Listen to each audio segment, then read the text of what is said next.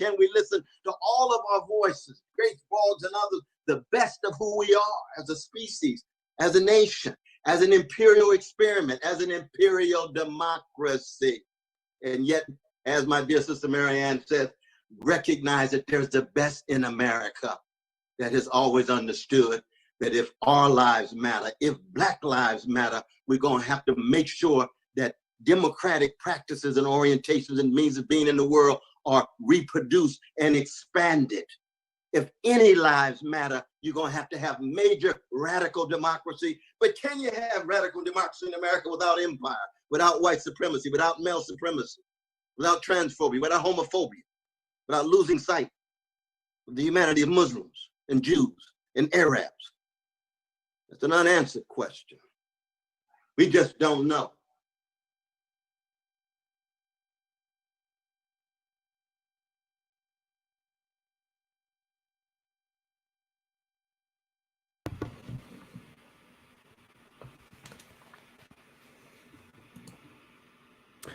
Hello, everyone, and welcome to the Radical Democracy Show. I'm your host, Kamali Rose. Thank you so much for being here with us tonight. It is Wednesday, September 30th, 2020, and we have a very full show ahead of us today. Lots of topics to cover here. Hopefully going to be joined by Kwame in the later part of the show to discuss some of the recent news around the Breonna Taylor case. So that should be exciting. We may also have a special guest appearance tonight from none other than my wonderful doggo Simba, who is with us here right now. And unfortunately is he's a free spirit. So if he wanders around, he may join us at some point. I won't trouble him. He's laying there quietly right now. So hopefully he'll stay that way throughout. But just a warning in case you hear any kind of fussing going on. I'm doing some taking care of Simba today. So we're gonna have Simba here. To anyone, I don't think anyone's met Simba before on this show. So that should be exciting. Just want to give a shout out to FL for their tip on coffee. They tipped us right before the show. Thank you so much to FL. One of our, been a long time supporter here as far as long time goes for this show, for essentially, almost as long as this show's existed here. So big shout out to FL. Thank you so much for your support. We deeply appreciate it. Thank you to all of our supporters, everyone that just watches the show in the community, and especially the folks that allow the show to exist by supporting us financially on Patreon or on Coffee. So if you can afford to, please do us a favor and support the show. Patreon.com/Radical Democracy. There are links in the description box below. You can see it there below me. But if you're like me, just open up that description box, hit the link in the description box, and go support us for as low as $1 a month. We really need your support. We're independent media. We don't have all the backing of corporate media. We don't have all their corporate advertisers. So we need your support. So please support us so that the show can continue to exist and also to grow. So thank you so much to all of our Patreon community for their support. You can also give us a one-time tip like FL did on Coffee at coffee.com/Radical Democracy. That's ko-fi.com/Radical Democracy.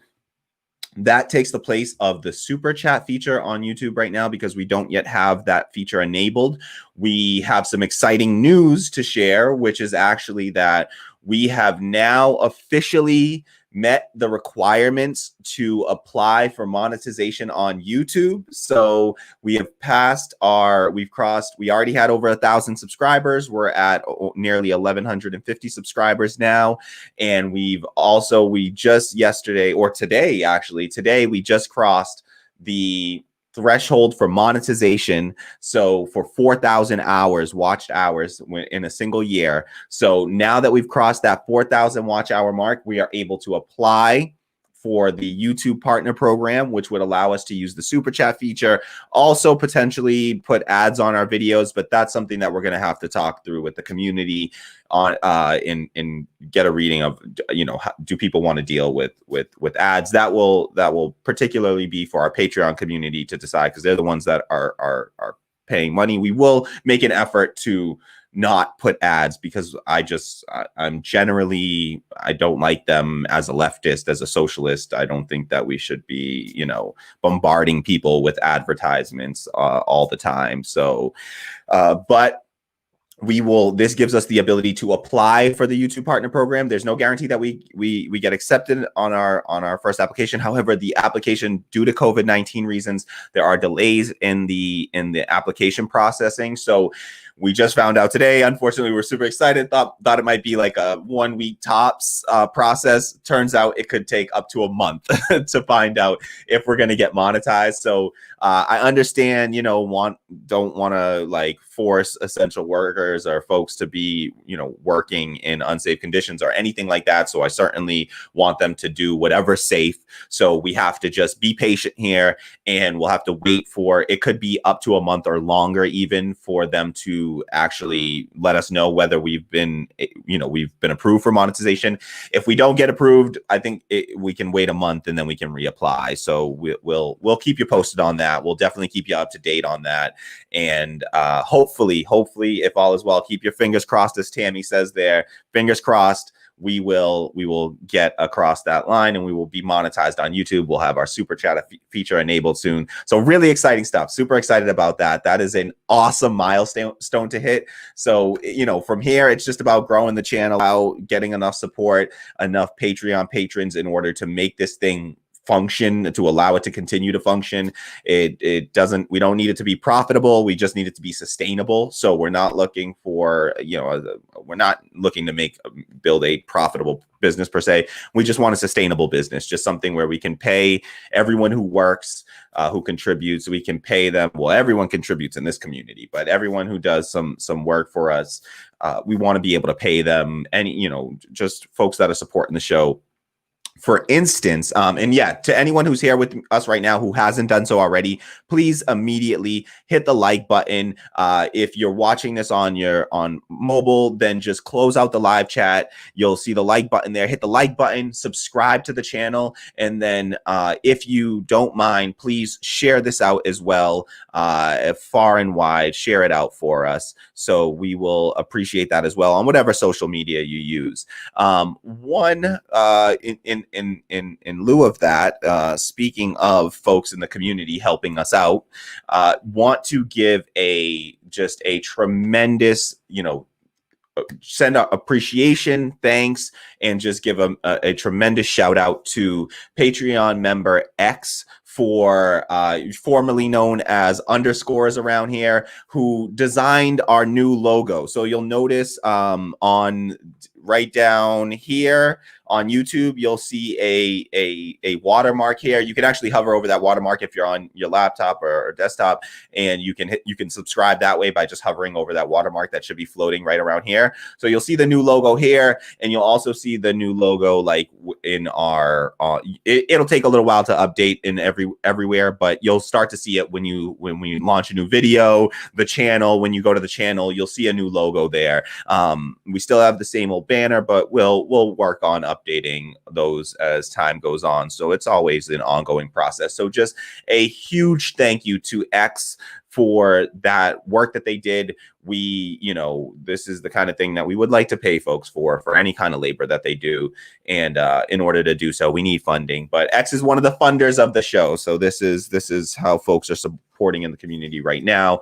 But it is something that we'd ultimately like to get folks, folks deserve to be paid for their labor. Then we got to keep up with be consistent with our ideology. So thank you so much to X for that. Really appreciate that. The logo looks great. Also, shout out to Tammy as well, our producer Tammy, who has done a bunch of the design work, building all of our current, like the existing logo, the banners, the thumbnails. Tammy does all of that work, and it's amazing.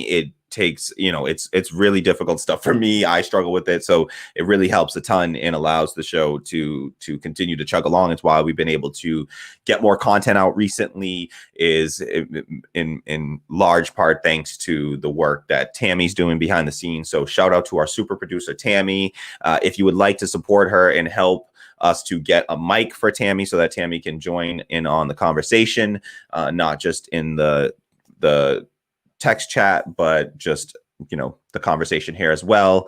Would really love to make that happen. We need her voice in here. So in order to do so, please support the show on Coffee. We're using any tips that we receive on Coffee in order to buy the mic. We've actually, I think now we're at about $145 in tips total on Coffee. I'll have to take a look and see what we've used our funding for so far. We've done things like buy subscriptions to magazines, like in newspapers like the New York Times, the Washington Post, Jacobin magazine, David Sirota's Substack. So we've been using some of the funding in order to be able to get access to more news sources. So that's one of the big things that we've been able to do with the funding. We've also been able to pay for this software that we use to stream the show. It costs $50 a month for the software to stream the show. So that is actually paid for by our Patreon community. So, we mentioned earlier, patreon.com/radical democracy, link in the description box below. That's what allows us to do that, is the support from our Patreon community. So, all right. Lot of sort of stuff to get out of the way off the top there. That is all very important, and want to make sure that we are showing our appreciation to our community. So thank you to everyone who participates in whatever way you participate. It warms our hearts, truly. So, all right, we have a very we got a big show ahead of us here. I actually got to grab some notes. Give me one sec here. I just realized I don't have all of my notes here. Gotcha. All right. Sorry. Yeah, see the behind the scenes stuff. This is what goes on behind the scenes. So, all right. Let's see. So you're going to have to forgive me here, folks. A little messy right now. So what you deal with. All right. Bear with me. Just getting us set up here. So please share your thoughts with us in the comments. If you have any thoughts you'd like to share, please share them in the comments.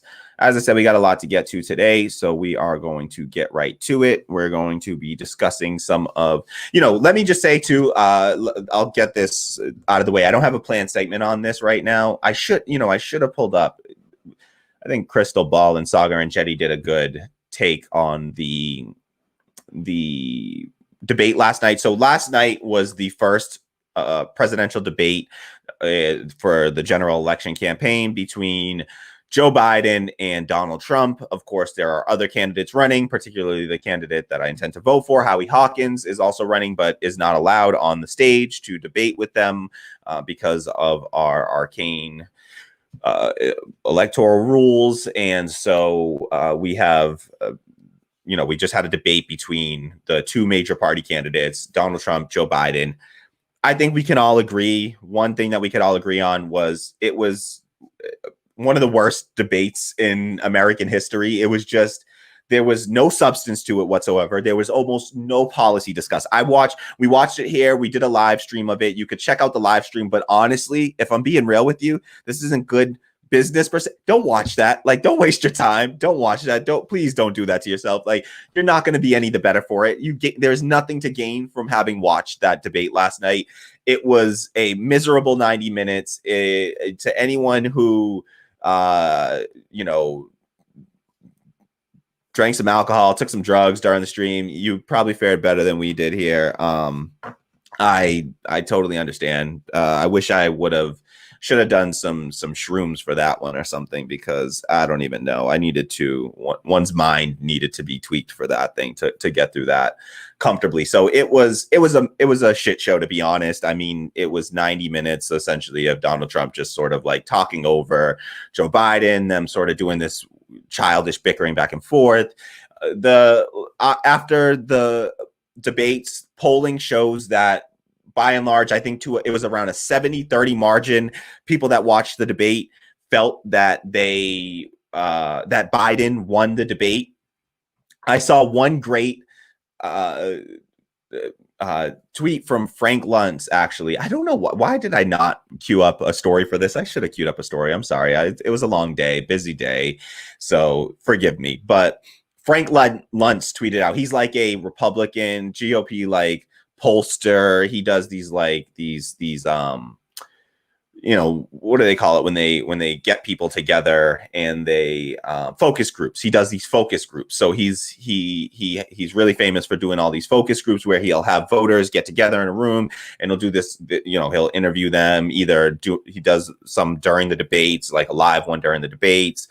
They have these little dials that they can turn to say when they agree with a candidate more or less, and when something that the candidate says resonates with them. So he's a pollster, and he tweeted out, actually, he said that this is the first presidential debate that he's aware of that independent voters, when they were polled after, there was a significant portion of independent voters who said after watching the debate, they are more likely not to vote. So that debate literally caused some people to say, you know what, fuck it. If this is what we're choosing between, if this is what it is, if this is our choices, I choose none. I choose neither. I choose them all set. I'm going to keep myself safe. I'm not going to risk my health, because this is literally an election that you have to go out and risk your life to go vote for one of these candidates. Because of the pandemic that we're in the midst of, if you're having to go vote in person, you are literally having to risk your life to go vote in person. Otherwise, you can vote by mail. And encourage people to vote by mail where you can. If you can vote by mail if you can. I mean, I say that, though, let me be careful. I shouldn't say that, because I say vote by mail, but then we also know that distrust has been sown in the mail-in balloting at this point by Donald Trump. Unfortunately, he did some of that in the debate last night. It was really, really just, the debate was all around gross. Had some Donald Trump hitting some real fascistic notes with encouraging. He wouldn't agree to he didn't just agree to. They asked him, will you urge your supporters to accept the results of the election if mail-in votes, after all the votes are counted? You won't come out early to try to claim victory early before all the votes have actually been counted, because there's something unique about this upcoming election, which is that this is going to be the first election where we have there will be historic mail-in balloting in this upcoming election. It will be nothing like anything in history. Many people will be voting by mail in this one. And there are multiple states in this country, unfortunately, that have rules that say that you are not allowed to begin counting votes until election date. So even though many mail-in, hundreds of thousands of votes will be received before election day, some people have already started voting. Let's be clear about that. In some states here in Massachusetts, you can already have requested a mail-in ballot and you can already be voting right now. So you can many states have already started voting.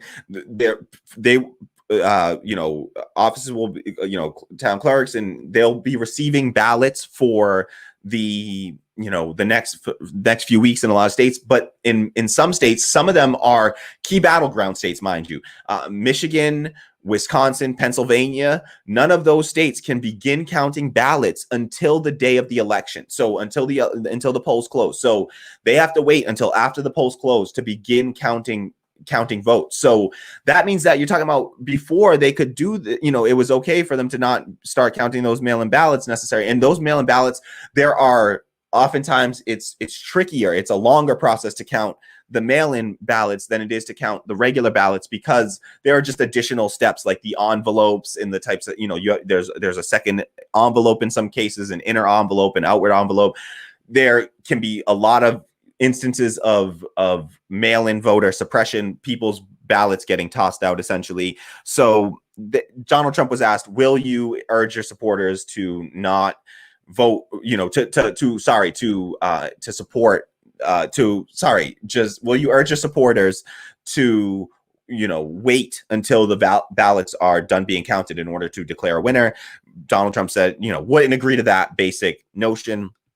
and then just said that instead it was encouraging people to go out to the polls and watch the polls, you know. And I mean, he at one point straight up said like, you know, they asked him to like condemn white supremacy. He wouldn't do it. And then he even said something like, Proud Boys stand down and stand by, as if he, you know, and then said something about Antifa, as if he was saying that, like, I mean, that sounds like a direct order from your general there. Like, he sounded like he was the leader of, and if for folks who aren't familiar, Proud Boys is a white supremacist organization, right-wing, obviously right-wing when you say white supremacist, I believe, although, you know, but, you know, right-wing, white supremacist organization. And they were, you know, he's out here saying stand down and stand by. Whoa, what do you stand by? What? Like, that is some frightening shit right there. So you had that, and then you had Joe Biden just existing, hanging on.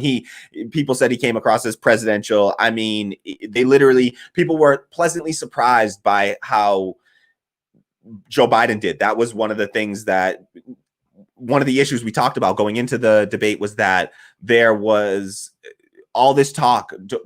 Donald Trump had spent so much time talking about Joe Biden's senility and incompetence that it had set the bar so low for Joe Biden that people were surprised to see him just do okay, right? I mean, they did this test after the election, and they like polled people, and they were asking them what were the words that, like, the first, name one word that comes to mind about each candidate.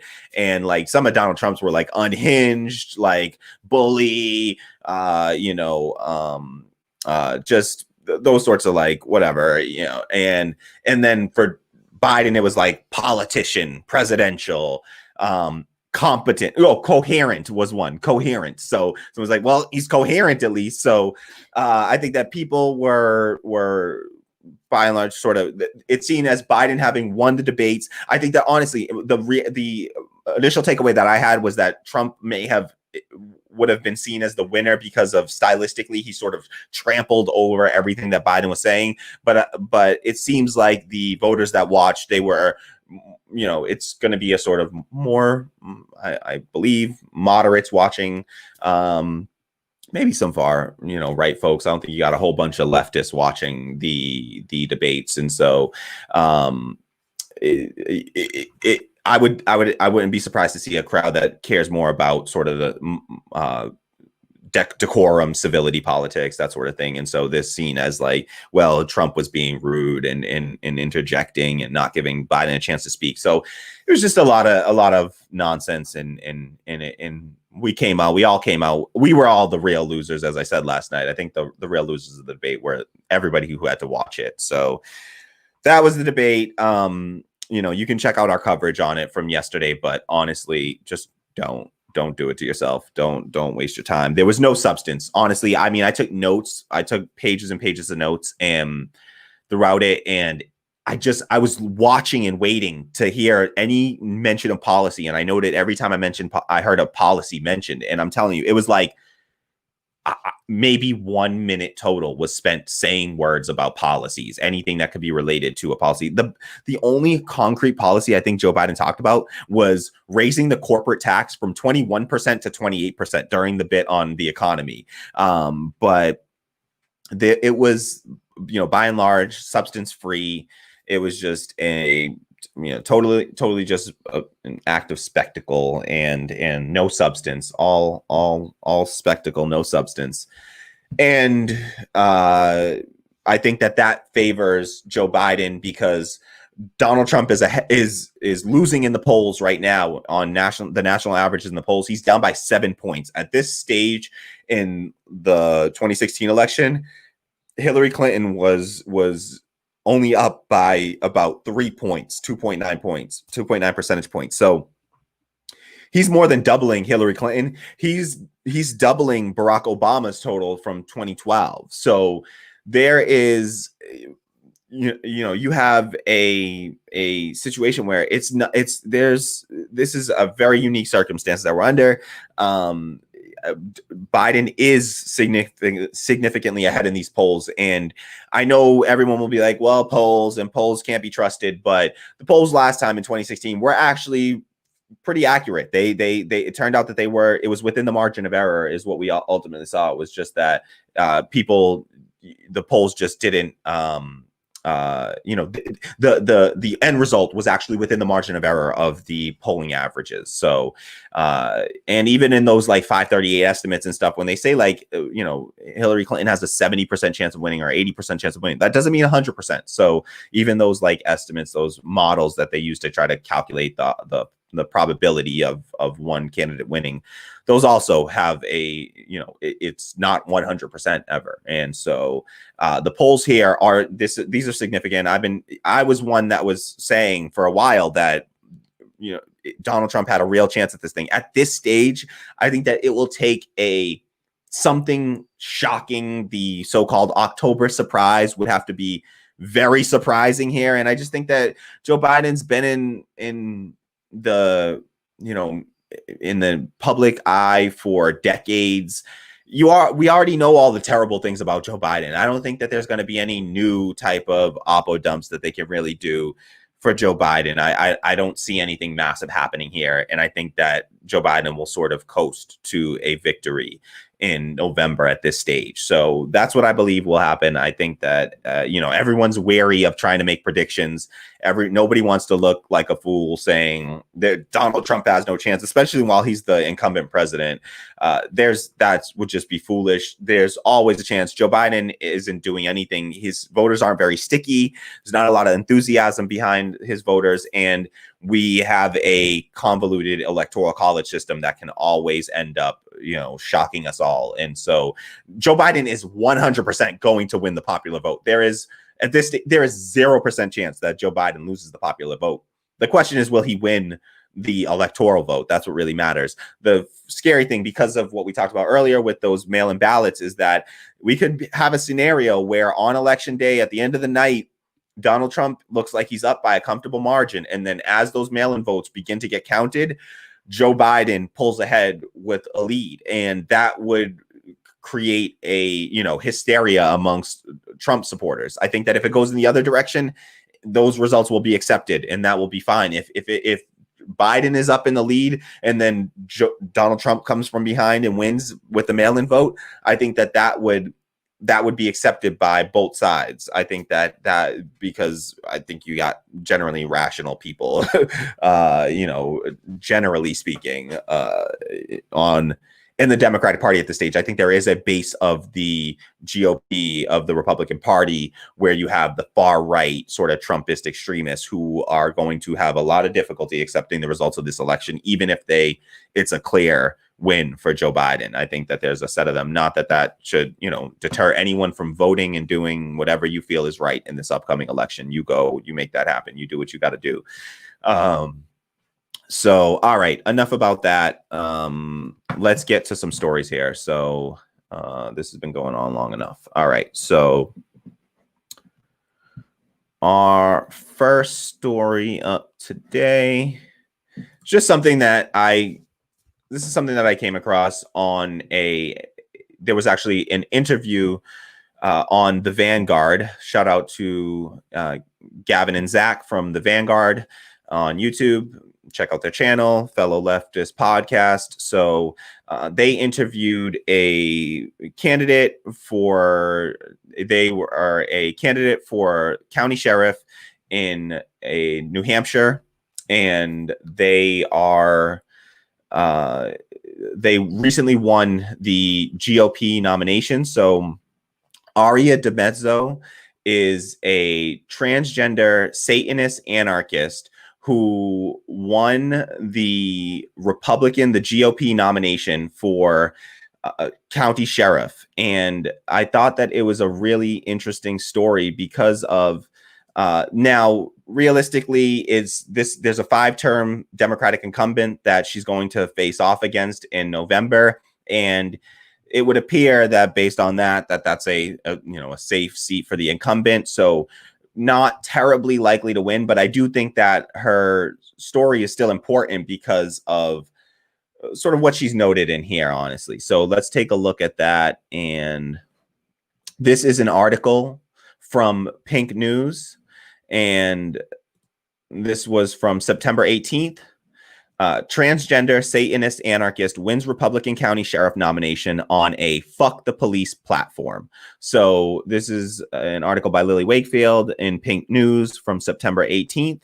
And there's Aria DeMezzo here, and she has secured the nomination for county sheriff in New Hampshire. Aria DeMezzo was shocked when she won the GOP primary for county sheriff in Cheshire County, New Hampshire, with thousands of Republican votes. DeMezzo, founder of the Reformed Satanic Church, previously ran for county sheriff in 2018 as a libertarian candidate.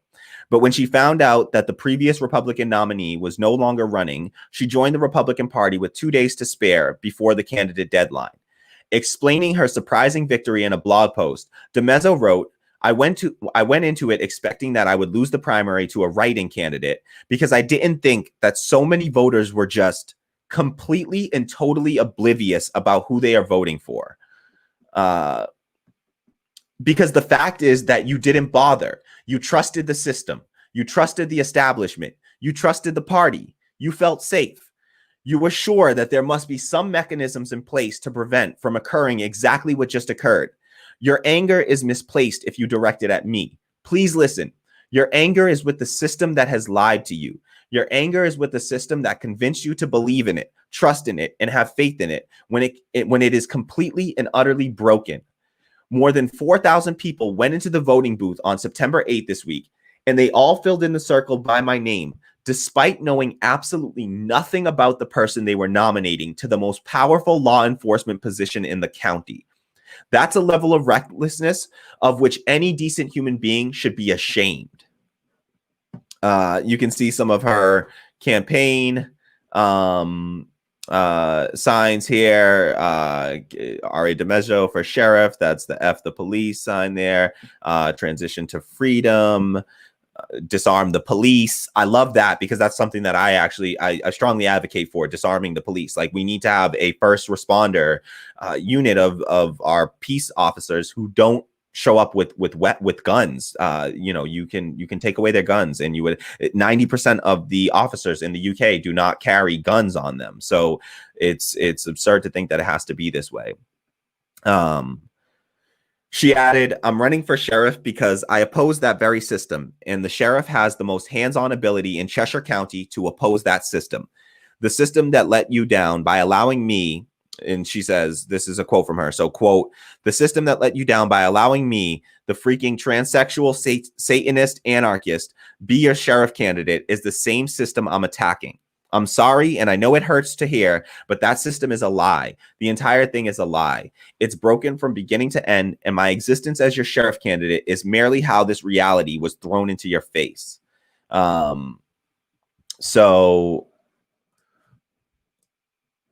that was just, I think that it was a great story because it was just awesome that she was able to win. I think that it just highlights what is broken with our electoral system. People, if we had in a true democracy requires an informed citizenry.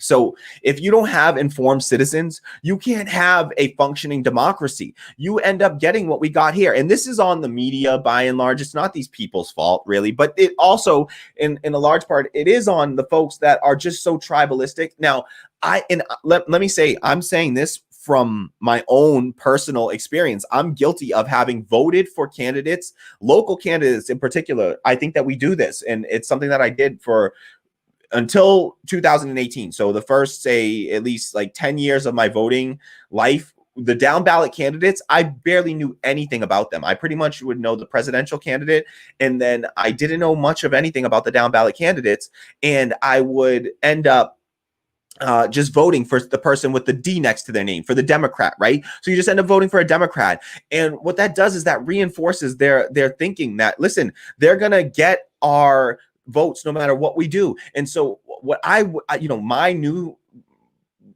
methodology is that I don't vote for any candidate if if I don't know something about you, if you didn't make contact with me somehow, if you didn't come and knock on my door, or I didn't have the time to do the research, I don't vote for the candidate. I don't vote on that spot on the ballot. Like, I just won't vote. I try to do research now, but I'll tell you, it's not the easiest thing. I'm a privileged person to be able to research down ballot local candidates, commissioner, county commissioner, and I'm learning, like, as I go, like, what the hell do these jobs even do? I was literally looking up as recently as this election in the 2020 primary. I had to like Google, like, what the hell does this position even do? And I'm sure I voted for people in that position, the clerk's office and the town clerk and all these different, down ballot things. Some of them really important. Your district attorney is crucial. But most people don't know what they even do. And so folks end up voting for people that they're not even aware of who they're voting for. And I think Aria proved that here. And she really, I think that's great that, I mean, she's an anarchist. She technically, I mean, she's an anarchist. She doesn't believe in, now she's of the sort of, in anarchist, it's like a left libertarianism essentially. And she's libertarian. That's why she ran as a libertarian before, but she's and so Connie says, isn't she a libertarian right-wing anarchist though? You're actually sort of right in that. She has now I'm not well versed enough in anarchism, left anarchism versus right anarchism. Obviously, if we're talking anarcho-capitalism, like, I don't think she's not an anarcho-capitalist, so she's not that form of anarchist. Real anarchists do not like anarcho-capitalists being associated with anarchy. It's not real anarchy. It's like people should just have the freedom to exploit other people in any way that they want. That's not real anarchy that we're talking about. So she's not that kind of anarchist for sure. She is I think that she's just sort of libertarian mostly, but then I do think that she takes it a step further. Honestly, though, I should have her on to discuss this. Honestly, you know what? I'm going to note, try to have her on the show, so that she can talk through these positions, and we can, ask her herself, libertarian. This is something that, I'll note if we can have her on the show. And I'll check. I wasn't able to watch the full interview that she did on the Vanguard, but check out the interview that she did on the Vanguard for sure.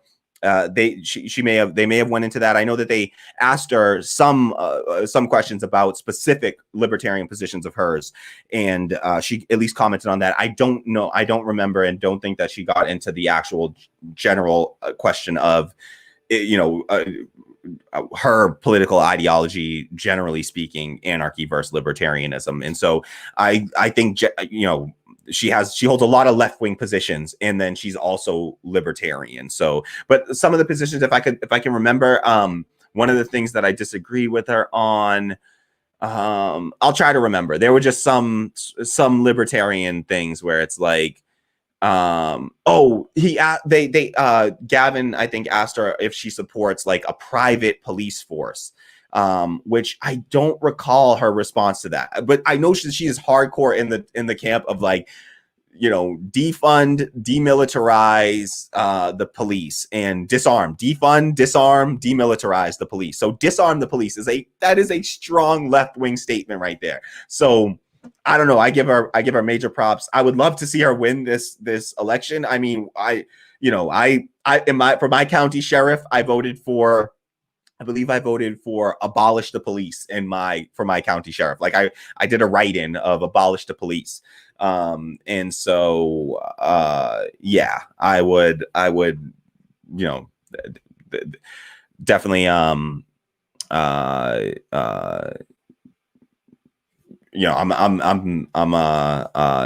in no fan of empowering police in any way. She at least would come in and would actually disrupt the day-to-day shit of the police. And she said things like she would not have her officers respond. She would instruct her officers not to respond to calls for non-violent crime. So anything drug related, about homelessness, anything like that. She said she would instruct her officers. She doesn't know and she has the power to at least instruct them to do so. She would say, she would put forward like, statutes to say, listen, you can't, you don't respond to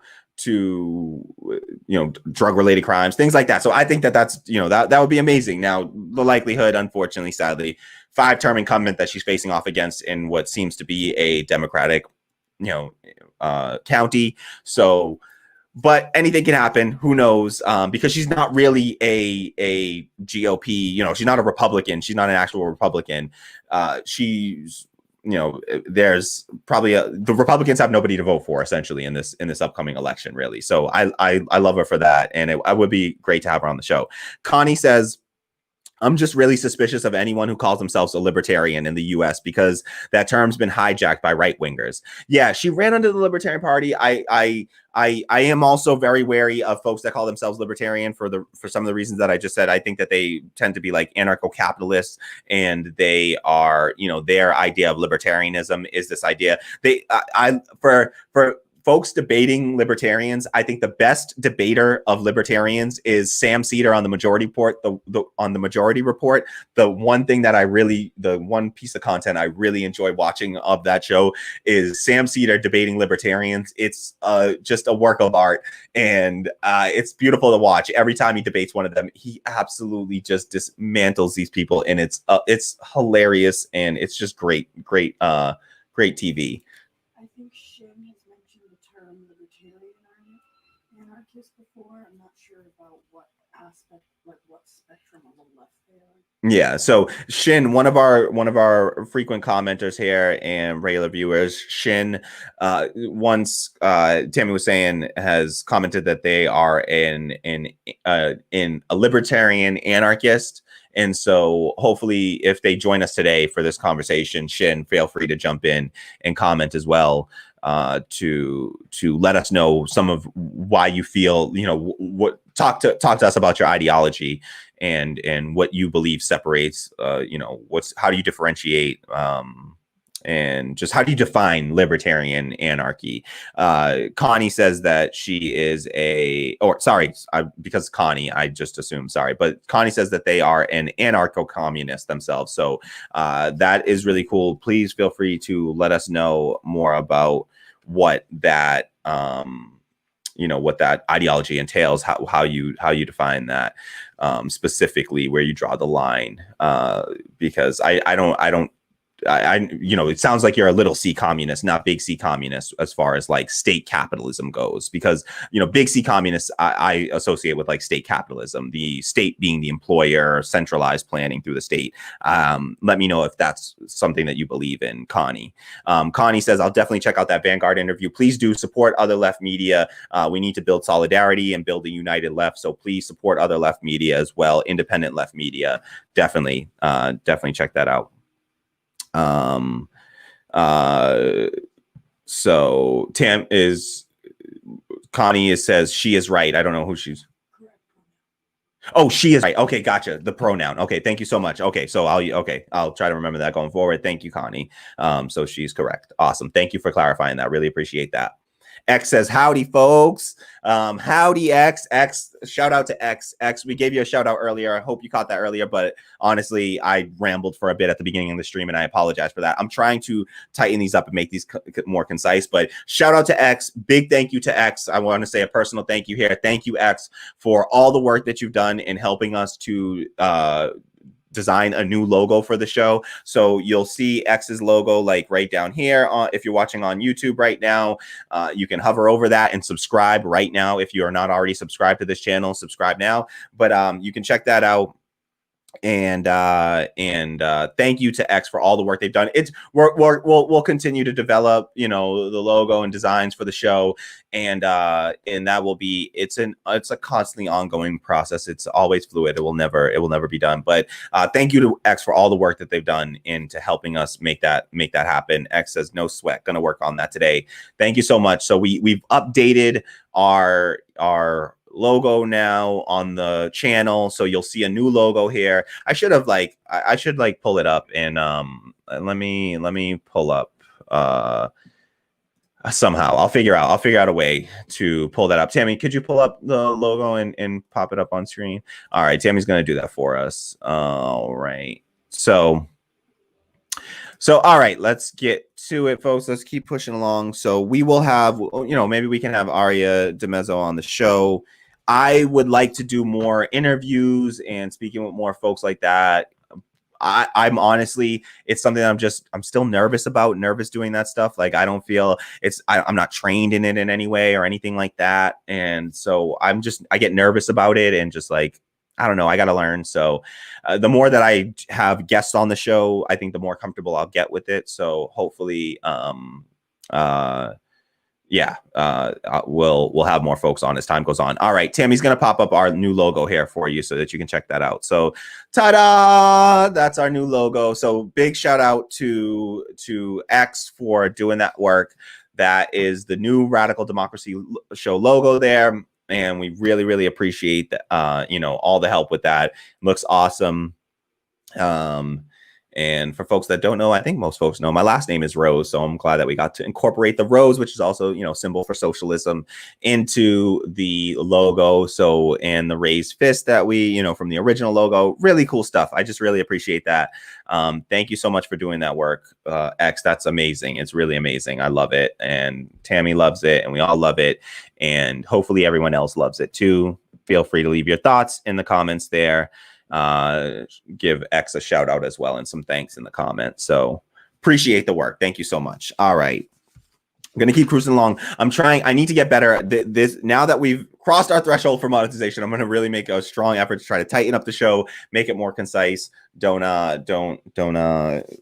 drag out the show too long. So I got to keep powering through all these topics. Tammy needs, hold on one sec.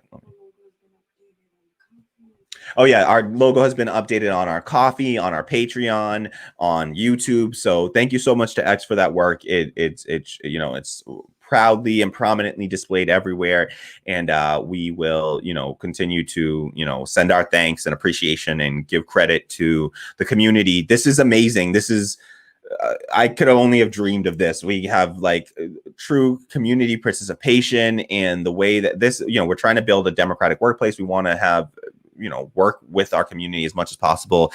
We feel like our community is part of, in order to have true democracy, you have to incorporate all the stakeholders, the major stakeholders, and that requires the involvement of the community as well. And so we really, really appreciate that. We have What Up America, another one of our Patreon patrons, has also been working on an intro song for the show, and made their own beat, wrote lyrics. It's amazing, and recorded it. Like I was blown away. It was amazing, and we're gonna hopefully be able to debut that soon. They're working on it. No rush whatsoever. I don't want anyone rushing on this stuff.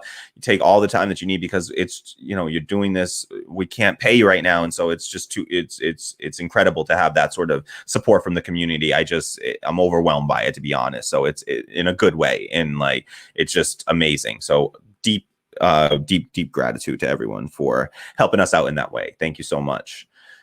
All right. So please, if you're just joining us, if you haven't done so already, please hit the like button immediately. Like, subscribe to the channel. If you're not subscribed already, you need to do so now. You don't have to get notifications. If you're worried about notifications, don't worry. Just hit the bell and say you don't want any notifications. Choose none. If you want all of our notifications so that you know whenever we go live or launch a new video, which you should do if it's not too annoying, because let me be real, notifications can be annoying. You can just turn them off, blanket turn them off if you have to. Totally understand. But so whatever you prefer, choose your preference, and if you want to, you can be notified anytime we go live or launch a new video, and make sure you come and check it out though when you see it, when you see those notifications. So all right. And as I said, everyone, and I love that, just one more note on Aria DiMezzo. I loved her Fuck the Police campaign slogan. And I definitely, as Connie says, Connie said earlier, she plans to check out the Vanguard interview. I think everyone should also check it out. Great interview. They have a lot of great interviews over there. So. Okay, and Tammy put the link to the Vanguard interview in the live chat, so feel free to pull that up and queue that up so that you can check that out right after you're done watching this show. All right. All right. Connie says it looks awesome. X, awesome, nice. Yes. Shout out to X there for that beautiful, beautiful work. Thank you so much for that. All right. Next up, let me pull up our next story here. All right.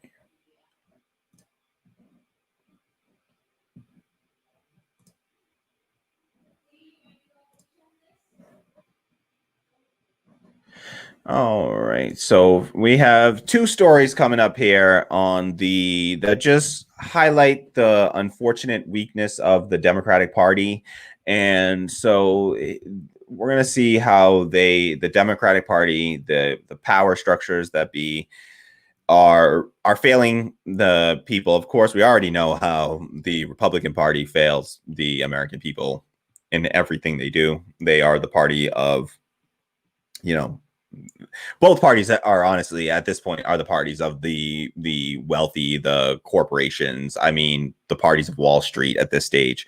But the Republicans just do everything that the Democrats do, but just a whole lot worse. And so, by and large, obviously there are some progressives within the Democratic Party that are outliers. That's mostly, 2018's freshman class, essentially, the squad and such. So here we have two stories that are just examples of unfortunate, some displays of weakness from the Democrats that I just wanted to highlight here, unfortunately. So first up, we have, this is a story from Axios, and it's from September 27th. Democrats feel boxed in on strategy for Barrett confirmation fight. So this is Democrats privately fear that going too hard on Judge Amy Coney Barrett in her confirmation hearings could wind up backfiring if senators are perceived as being nasty to an accomplished woman.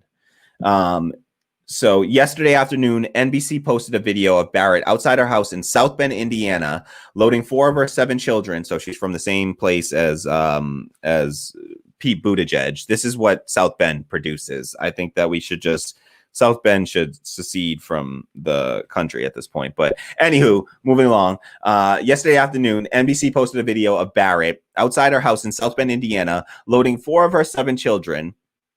2 of the 7 adopted from Haiti, and another with Down syndrome, into her Honda Odyssey minivan, then driving them all to her Air Force ride to Washington.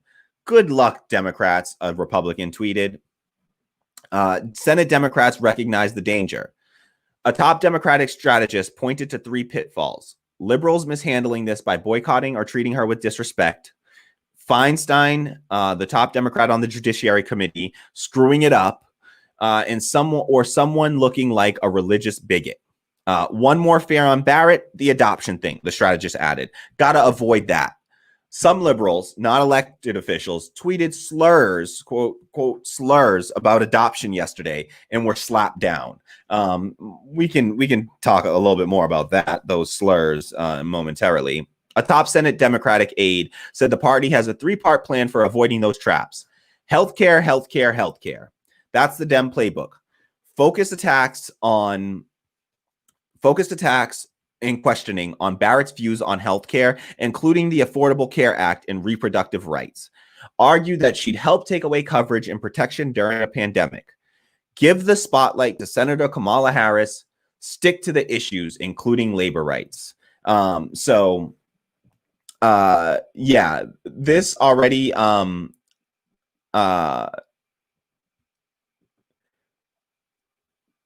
let's see. So their playbook, they say, focused attacks and questioning on Barrett's views on healthcare, including the Affordable Care Act and reproductive rights, and argue that she'd help take away coverage and protection during a pandemic. Well, the problem with that strategy, I would argue, is that it's very hard to make the case that Amy Coney Barrett is going to be the one to take away healthcare from a bunch of people in the middle of a pandemic when everyone in power, Democrat and Republican, were just complicit in taking away healthcare from tens of millions of Americans in the middle of a pandemic. So the Democrats were complicit in that. They are supporters of the ACA, the Affordable Care Act. That's their big grand plan, is the ACA and protecting the ACA. Well, guess what? We're under the ACA right now. And it's not about the attacks that Donald Trump did. It was because of the ACA, because we left private health insurance, employer-based health insurance intact. Because we did that, we allowed a situation where tens of millions of Americans lost their job, and then tens of millions of Americans proceeded to then lose their health care because they lost their jobs in the middle of a pandemic. So that's not on the Republicans or the Supreme Court or it was both parties, and it was in particular. I mean, it's, the GOP, their health care would be nothing. They would just give everybody nothing, which is terrible. It's horrendous. It's awful. But let's be real about the Democrats. And who were they to talk about, trying to fairmonger about somebody, taking away healthcare in the middle of a pandemic? That's what they did. They did that to us. They did that. The ACA, that's what it does. That's what the ACA does. So all this talk about defending the ACA leaves private employer-based health insurance intact. And as long as that system is intact, we will continue to see people lose healthcare during a pandemic, and regardless of what the Supreme Court does. So it's such a weak argument to try to make that your focus. That's how that's your playbook. That's what your playbook is. So, for one, the GOP already has enough votes, okay? The GOP has enough votes to nominate their candidate. So what they're talking about is we are somehow going to hold the hearing and then attack them on attack her stance on healthcare. All she has to do is just say, "Hey, I'm an impartial judge. I will rule impartially. Don't worry. I will hold the Constitution as the main." That's all she has to do, and she'll do it, and she'll get away with it, right? And so if Brett Kavanaugh could be confirmed, you don't think that Amy Coney Barrett is going to be able to be confirmed? The only way to stop this confirmation from happening is procedurally, right? And we'll get into that. But their playbook to say you're going to somehow, that's your whole thing. That's their whole strategy. Healthcare. That means their strategy has nothing to do with actually blocking it procedurally. The way that the Republicans blocked it procedurally, they never held a hearing for Merrick Garland. The Democrats are already saying, we're all right, we're going to give them a hearing. As soon as you give them a hearing, as soon as you give Amy Coney Barrett a hearing, it's over. Once she gets a hearing, it's over. She will be confirmed. If she gets a hearing, she will be confirmed. So for them to say, healthcare, that means their strategy is to convince a Republican that her views on healthcare are somehow antithetical to what the Republican Party believes. The Republicans want to give nobody healthcare. So of course, you think Democrats think that they're going to convince the Republicans to not confirm this Supreme Court justice because she will take away the ACA? Dude, are they watching what we just watched? The Republicans just tried to repeal and not replace Obamacare, the ACA. They literally just tried to repeal it wholesale and not replace it with anything whatsoever. You think that that's going to convince them to not confirm her? If anything, that's going to encourage them to even further to confirm her. That's just, you're literally like you're helping them politically. This is literally the weakness of the Democrats, and why I feel in my heart of hearts like they are paid to do this, because you can't be this stupid. You have to know that this is a terrible strategy, that you're literally playing into their hands politically. You're giving the Republican base something to say, wait, if you actually believe what your party is espousing, which is to say, take away the ACA, and the ACA, it's anti-democratic. It's authoritarian. It mandates you to pay insurance, even though we're all mandated in this country to pay car insurance. We're all mandated to do that, right? Mandated to pay a whole bunch of taxes. We're all mandated to do that, right? We're mandated, if you want health insurance, you got to pay, you got to pay your premium, right? You're mandated to. So we have all kinds of mandates, but they harp on that mandate. They say, oh, it's authoritarian. So if they really believe what their party suggests, then this is going to feed their base. It's going to say, oh yes, I want, and if they leave this nomination up across the election, if she's nominated but not confirmed before the election, and mind you, confirmation usually takes over a little over a month to happen. So there's a like evidence gathering period before the FBI has to investigate, and then they gather evidence. The Senate, Judiciary Committee is allowed to gather evidence. This process usually takes about a month, which would take us right up until the election. So this is likely to be happening either right before or after the election. And my initial guess is that they'll leave it up until after the election, so that they can use it to at least drum up support. Now, they might not necessarily need to do that, because just through early voting, maybe they can, they'll feel comfortable enough having enough votes having gotten in through the early voting that they can confirm her even before the election. But my guess is that they're going to confirm her after the election and use it to drum up energy from the Republican base in order to, just to get more people geared up to go out there. And so I just think that line of attack is a failed line of attack, like out of the gate. It's starting from a position of compromise that you're already, it's essentially you're handing it over to the Republicans. If you hold these hearings, it's over. Once you get to the point of holding these hearings, it's over at that point. So let's look at a little bit more from this article here. It says, Democrats know there's little they can do to stop any of that. Senate Majority Leader Mitch McConnell has the votes. So as we said before, he already has the votes. There's 51 Republicans. They've already all, tipped their hat that they intend to, including Mitt Romney, they intend to, vote if as long as Amy Coney Barrett doesn't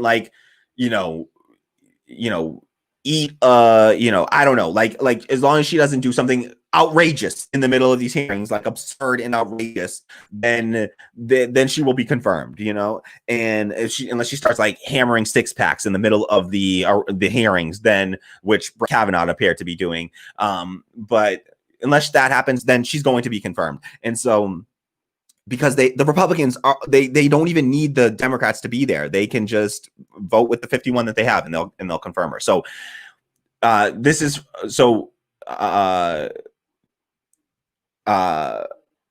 a quote from Dick Durbin, a senator from Illinois. So this is a quote from Dick Durbin, a senator from Illinois. He says, "We could slow it down, perhaps hours, maybe days at the most."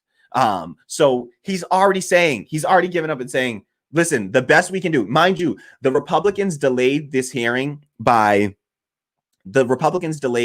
hearings 9 months. Keep in mind as well, something that really irks me is that they would have needed 60 votes to do this, but the Mitch McConnell was able to use the nuclear option, which takes away the 60 vote threshold in order to confirm Supreme Court justices. Mitch McConnell took away that. He's used what's called the nuclear option to remove that, the ability for someone to filibuster, which means that they only needed 51 votes in order to confirm a Supreme Court justice, which if the Democrats had done that under Obama, they could have confirmed Merrick Garland, but they didn't do that. They said, "Oh no, decorum. We don't want to break the rules. We don't want to upset the principles and norms." So they didn't do it. And then as soon as the Republicans got into power in 2017, they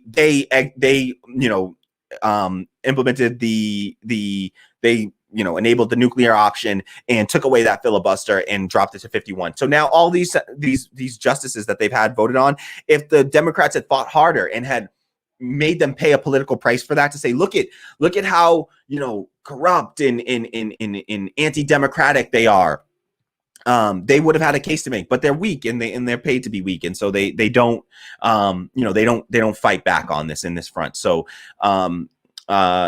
Dick Durbin went on to say, he continues on, he says, "But we can't stop the outcome. What we should do is to address this now respectfully." Jesus fucking Christ, are you kidding me? Address this respectfully? Address this respectfully? You're talking about Mitch McConnell, who blocked the Democratic, Obama's nominee to the Supreme Court for 9 straight months. Where was the respect there? Where was the respect? It's only the Democrats that come out talking about, oh, we need to be respectful. We should be so respectful to them. Are they respecting anything? Have they been respecting the rule of law? Does Donald Trump respect the rule of law? The dude just admitted to having in the middle of the debate, admitted again that he had a U.S. civilian, extrajudicially murdered, extrajudicially killed. He, executed a U.S. civilian, put out a hit on a U.S. civilian. And so these people don't respect law and order. They don't respect the rule of law. They don't respect the rules. They don't respect decorum. They're not respectful people. So to then turn around and use that and say, okay, well, now we need to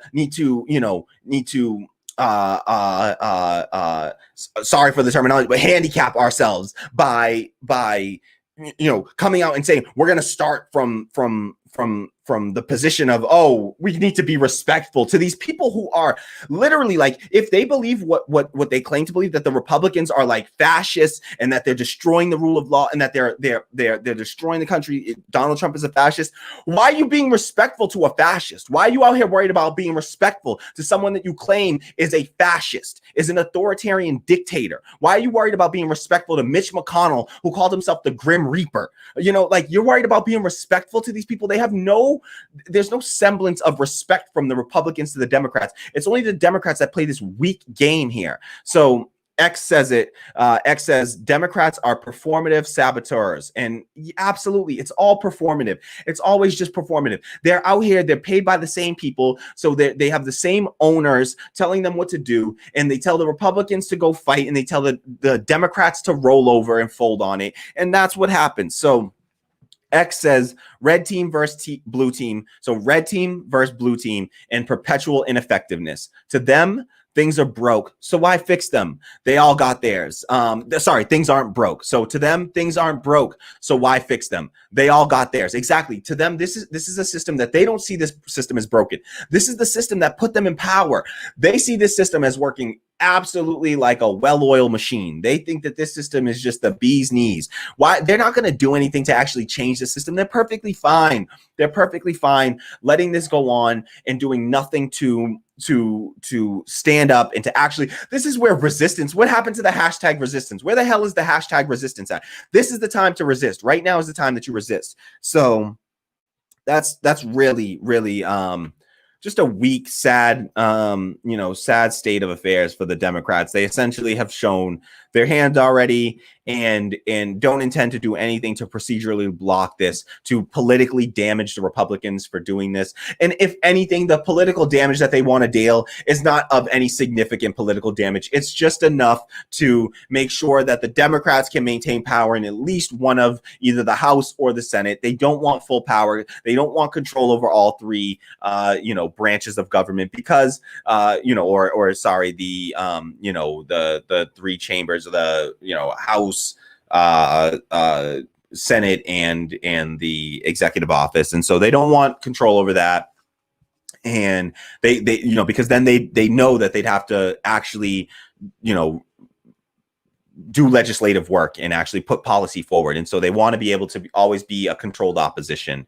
So this is what we have, just weak Democrats doing their weak thing that they're paid to do, honestly. Okay. So next story up, we have yet another story of the Democrats. This is just yet another example of the Democrats showing how weak they are on things that they just, they're politically ineffective.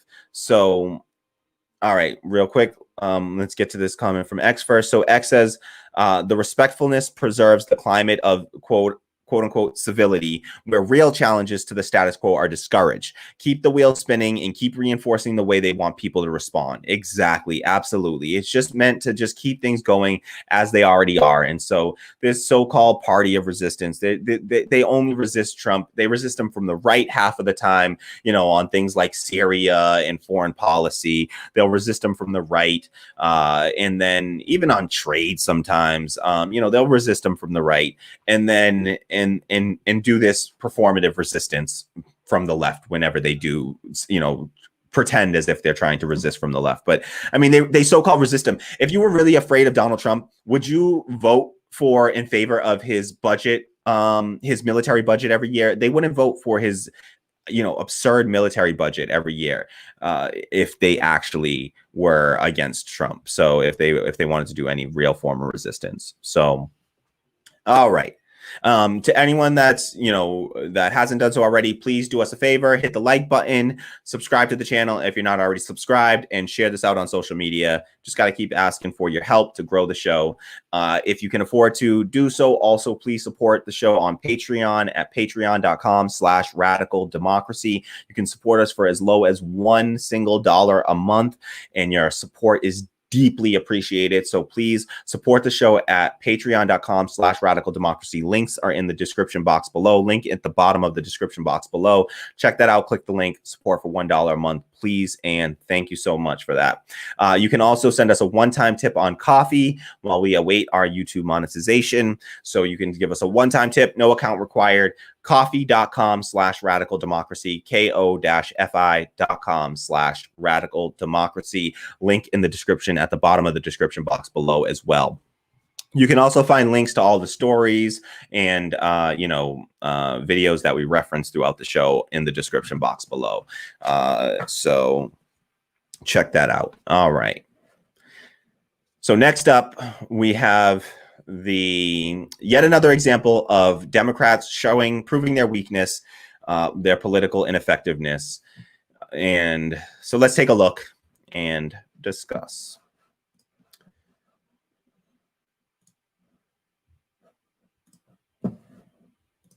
This is an article from Politico, and it's titled "Democrats Lose Control of Marijuana Messaging."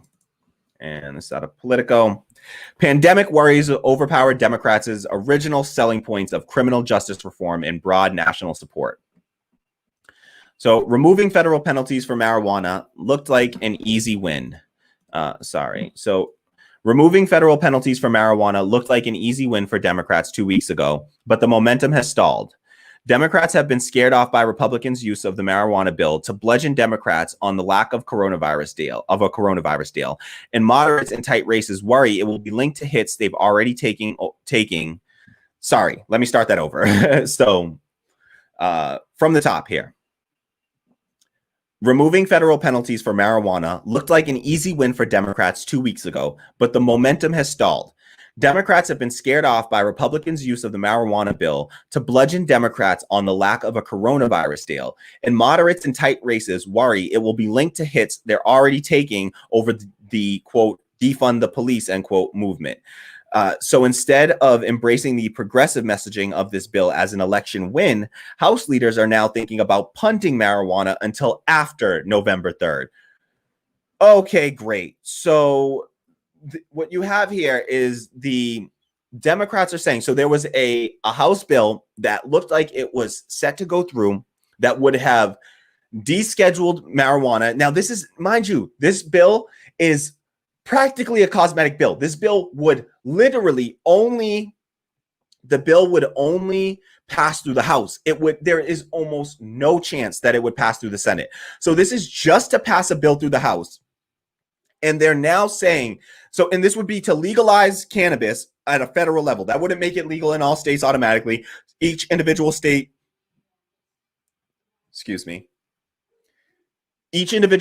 would still have to legalize cannabis on their own. So if it's not legal within a state, it would still have to pass through state law.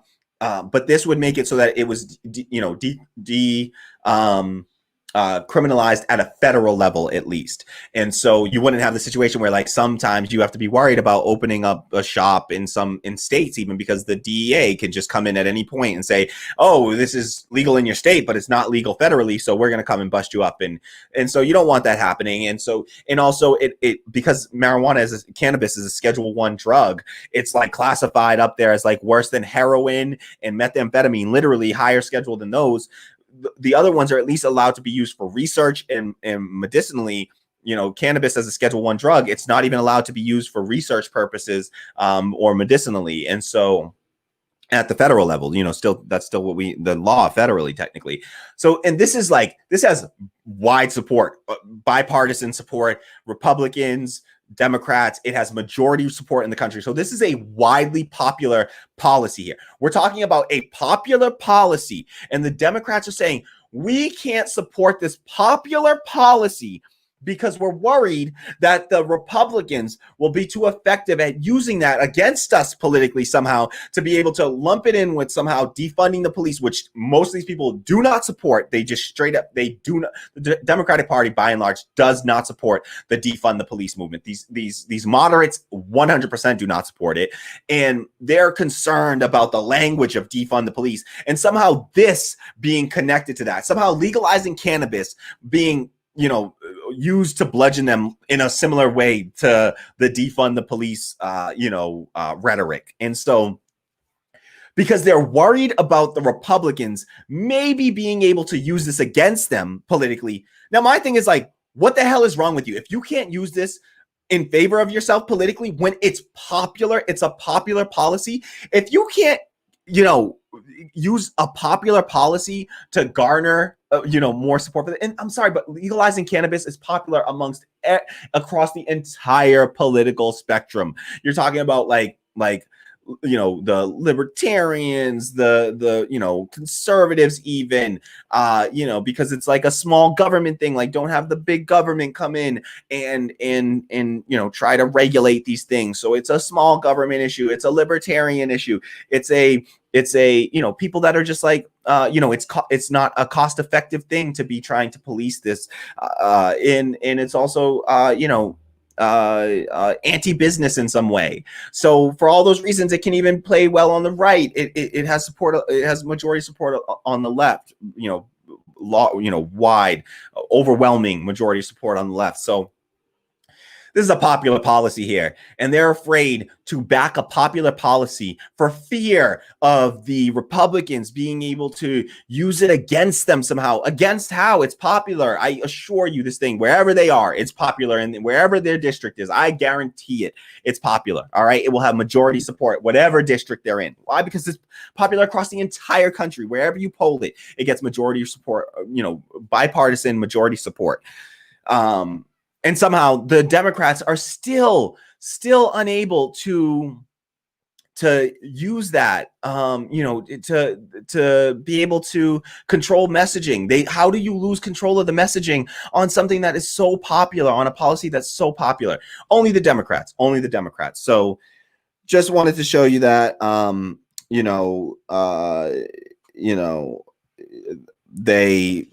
they're failing on yet another, something that should be super simple. They say they'll punt it till after the election. We all know if it goes till after the election, I mean, it's going to have almost no impact then, because it's like, well, does let's see what happens with Biden. If Biden would support that, I don't think that Biden supports legalizing cannabis. He wouldn't come out and agree to just do it by executive order. So I don't know that. We don't know. I don't know what Biden will do with a bill like that. If that passes through the House and the Senate, my guess is this is part of the reason why the Democrats want to not be fully in power, because they don't want to have the responsibility of having to go on the record as not actually supporting these policies they nominally support, that they claim to support. They're always quick to say they support it. And if you want to see how this is done, please check out this segment that we did where we covered on the People's Convention. Chang Sim Lim, a Medicare for All activist. Check out Chang Sim Lim's interview or her speech at the People's Convention. Check out our coverage that we did on it. She breaks down how the Democratic Party, why they do this. And she worked within the Democratic Party. She was a volunteer trying to get signatures for a public option under Obama. And she watched as the Democrats, when they were not in power, when they were the opposition party, they claimed to support a public option. And then as soon as they got into power, they reneged on that and they backtrack on that. So I assure you, if the Democrats were able to somehow take control of the House, the Senate, and the White House, I would still not say that this is a guarantee that this legislation is guaranteed to pass.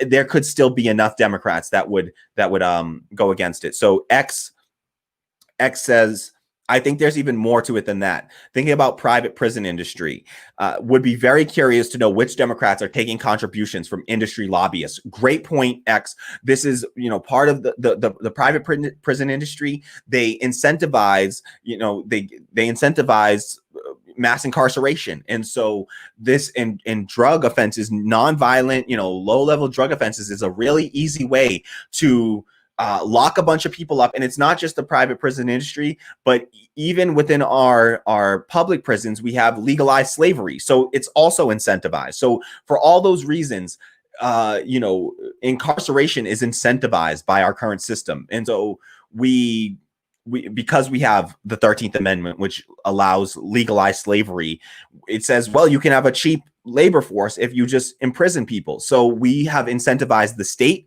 to imprison people in this country. We've incentivized our state to imprison people, and we've also incentivized private, companies, corporations to imprison people. That's who's running the detention camps, the concentration camps, along our border and all around the country at this point, because they've moved people all around the country into these concentration camps. And so I totally agree with X that the prison industry, private prison industry, but also just the prison industry period in this country is part of the reason. It's incentivized both by the profit motive as well as, I guess it's profit motive outright, because it's either profit motive in the sake of actually being able to run a prison and the profits that come out of actually running a prison. It can be they have for-profit prisons. We have a for-profit prison system, unfortunately, private for-profit prisons in this country. And then it's also, incentivized in the way of just like the free labor for even the state system. So, I totally agree with that, X. Great point. Thanks for bringing that up. All right. To everyone that is just joining us, please do as X just said and hit that like button, subscribe, and share share this stream out, share this video out on social media, whatever you use. But hit that like button, please. Subscribe to the channel, and please share this out. All right. Let's see. Oh, Simba's my dog's just back there laying out. He looks so comfy. Just chilling. Awesome. Oh, he hears his name. Simba, you want to come say hello? No? Simba, come. Over here. He's ticked, man. He just did the slowest rollover ever. Come here, Simba. Y'all want to meet Simba? Everybody meet Simba. Come on. Come up here. Up. Can you get up? Up. He's trying to figure out what. He's like, can I stay? Can I fit? Come on. Up. Yeah, there you go. He's like, can I hold on here? I'm strong. I got you. Yeah, come on up. Aw, he's being silly. This is Simba, everyone. Simba, look over here. Let me get you. Yeah, he'll follow treats. He's a food loving doggy. Simba, ready? Come over here. Oh, he sat down over here. Hey, come over here. Over here. Heel. He can't fit over here. Sorry, y'all. He can't fit in such a tight space. Come over here. Yeah, that's Simba. Say hi to Simba, everyone. Hi, Simba. Sorry, taking a little break here. Help Simba get some love. Up. He wants to come up, but he just can't fit. There we go. Good boy, Simba. Everyone say hi to Simba. FL says hi, Simba. Simba's so cute. He's such a cutie. Look at Simba. Oh, he's such a cutie. Hit that like button for Simba, all right, y'all? You got to hit that like button for Simba, all right? Hit the like button for Simba. I love you, baby. I love you. Okay. Hit that like button for Simba, all right? X says hi, Simba. Okay. Oh, look at that. Oh, he's such a handsome boy. All right. Connie says hi, Simba. Oh, nice. Everyone gets to meet Simba. I'm glad. He is the sweetest dog in the world. He's so good. He's such a good boy. All right. He's such a good boy. He just got a little bath and a little bit of a haircut there. Looking good. Looking sharp. All right, Simba. All right. You're a superstar now. You're a superstar. Oh, good boy. Simba, come here. Simba. Now he's all interested. Oh, you can hang around, do whatever you got to do. So, okay, there he goes. Tammy's got. All right, that's Simba, everyone. Introducing Simba. Hopefully, I'll find that clip and I'll cut it up so that the rest of the world can meet Simba. That is the wonderful, the amazing Simba. I think he's going back to lay down, finding his spot. All right.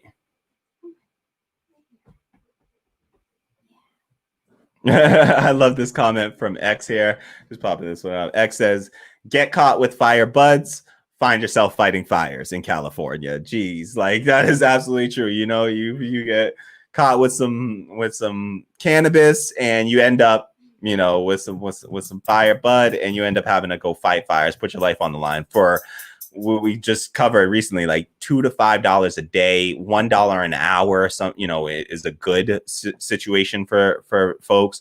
$1 an hour to fight fires, to put your life on the line. Some of these prisoners die in these fires, and all for a job that you can't even do when you get out of prison because of, you know, being a convicted felon. So really terrible stuff. And we also covered, I don't think we actually covered the specific story, but we talked about a story where there was a foreign born person or immigrant who had, A refugee from Laos. Okay, is it Laotian or Laos? So a Laos refugee. So a Laos refugee was in prison for over like 20 years, I think, and spent over 20 years in jail. And after, you know, over 20 years in jail, got out. And the day that they got out, they were turned over to ICE and deported. Never even got to see their family. So and they were fighting fires. They were a firefighter for years. They spent fighting fires. Oh, sorry, not even deported, detained indefinitely. Tammy corrects me. And this is why we need to get Tammy a mic, y'all. For all these little weird gaps you're seeing, this is why we need to get Tammy a mic. And we might do that soon, honestly, based on our coffee donations. But so we need more tips. But thank you to FL for that tip earlier. That is amazing. Thank you so much, FL, for all your support. I just can't thank you enough. Thank you, thank you, thank you. Hopefully you saw the thank you earlier in the show as well, FL. So thank you for the support there. To everyone who's tipped on coffee, we're going to use those tips to get Tammy a mic so that she can chat soon, so we can, you know, it won't be me having to relay her comments here. So yeah, so Tammy points out that it wasn't deportation, it was indefinite detainment. So now ICE gets to hold on to this person indefinitely because there's nowhere to deport him back to or something. I forget the exact situation in the case, but there's nowhere to deport him back to. And so, they won't accept him. They're like, they have like a thing where they say because of his ethnicity. So because he's part of the Mian ethnicity, this is why we need Tammy. She could break this down way better than I can. I apologize, y'all. So because he's of the Mianite ethnicity, they don't recognize his citizenship in Laos. So it's some ethnic, like, you know, ethnicism, like the equivalent of racism, essentially, you know, like. So he's a part of an ethnic minority group in Laos, and they don't recognize his citizenship, and so they won't accept him, and so they have no way to deport him back to. So he's just stuck being a slave of ICE indefinitely, essentially, because we have legalized slave labor in this country. ICE is right now being sued in federal courts for slavery. So there is slavery going on in our ICE, you know, in these ICE concentration camps, and, you know, folks are doing 20-year sentences, serving all their time, and then being forced into indefinite detainment under ICE. So that's what goes on in this country. And let me tell you something. It's not just Trump. It's not just Donald Trump that did it. This practice has been going on from before Trump. This isn't new. This isn't old. This isn't a Donald Trump, original or anything like that. This has long been practiced in the United States. And this is happening in California, that is run by a Democratic governor. And it is not the law that they have to turn these people over to ICE. It is not required by law that they turn people over there, former prisoners over to ICE. They are doing this, voluntarily, and then hiding behind norms. Gavin Newsom, governor of Florida, is hiding behind the fact that it's the norm, and this is our standard protocol. So we're just going to keep doing it, even though we don't have to. And we're turning it over to Donald Trump's fucking ICE, to the so-called fascist, ICE, holding concentration camps. If you were so concerned about those, then why aren't our Democratic, governors resisting him properly? So you got, that's,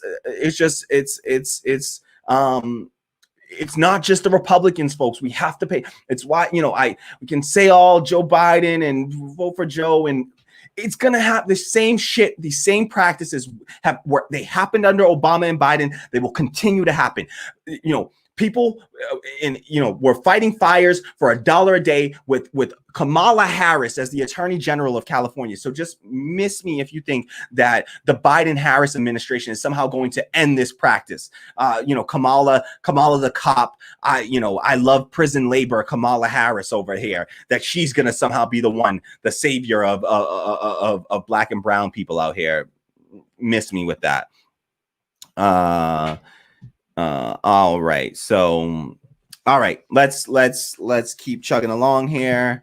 I think I riled up Simba in the back there. So Simba's just floating around. You just, you do your thing, Simba. You make me feel better whenever you're around. All right.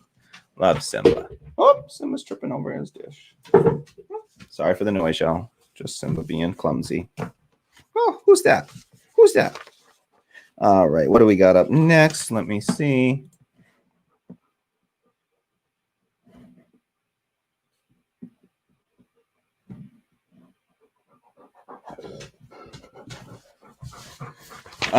And just in case folks that were just from one more thing out of this article real quick, just one last thing out of this article on the Democrats losing control of the marijuana messaging. I just want to point this out just so that I'm not, I believe everyone is on the same page here, but they just say what we were pointing out. Marijuana legalization has far-reaching national support from Democrats, independents, and even a majority of Republicans. Multiple polls show.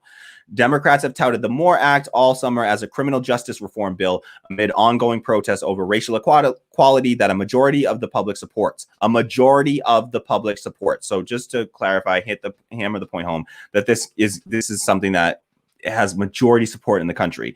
A disproportionate number of Black or brown people are arrested for cannabis possession each year, and this bill aims to reduce arrests and erase some marijuana criminal records. Let me just say, as one of those Black and brown people, I have been, I've been arrested for, or at least charged. I didn't get arrested at that time. I got summonsed, and then had to go to court and, would drag through court over cannabis possession before. So it's something that I've dealt with no matter, it's very hard to avoid as a Black or brown person in this country. They find a way through stop and frisk, broken windows policing. They find a way to get you into the system. If you're a Black or brown person in this country, I got all kinds of white friends that have never had to face anything like that. Same city, same state, same everything. We grew up in the same neighborhoods. They never faced anything like that. So. But every Black person somehow in this country has a story of how they were harassed by police or detained or, so it's very frustrating to see the Democrats be so weak on something that is so impactful to the people they claim to give a damn about. All right, let's keep chugging along.